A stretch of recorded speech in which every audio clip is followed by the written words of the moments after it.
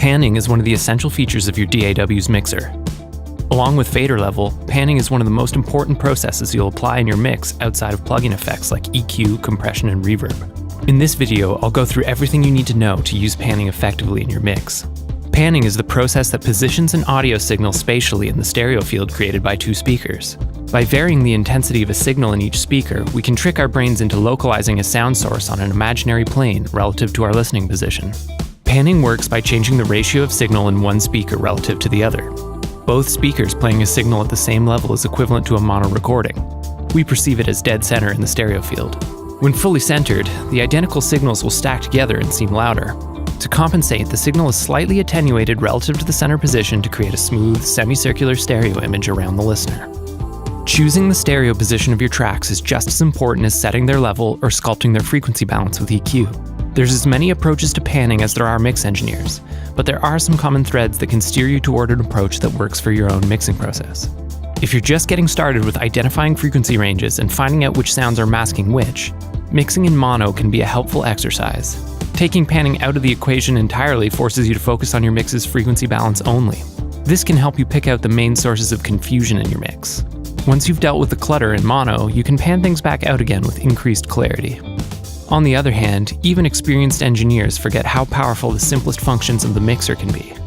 A huge amount of mixing work can be accomplished just by setting the pan position and fader levels. If you take the time to level and pan your mix intelligently, you may find you don't need to do as much processing to accomplish your goal. If you're unsure where to even start, you might consider the LCR technique. With LCR, your choice of where to position a track is limited to 3 options: hard left, dead center, or hard right. It may sound extreme, but LCR panning can help you combat narrow stereo spread, one of the most glaring signs a track's been mixed by an inexperienced engineer.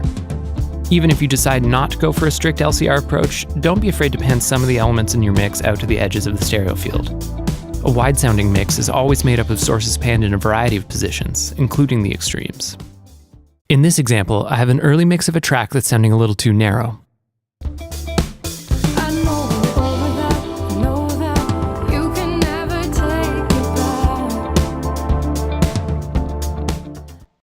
Since I'm only working with a few sources, my options are a bit limited and I opted to keep things close to the center.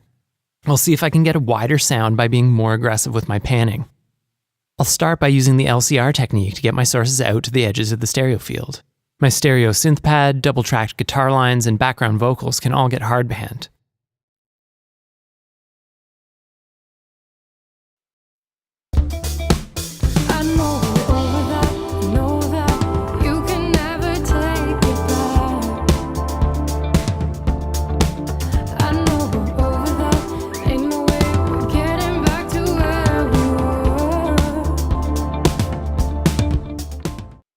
Listening in the mix, this already gives the track a lot more dimension. I'll pull slightly back on the guitars to create a bit of variation, but overall this LCR style approach sounds broader and gives the impression of a wider soundstage.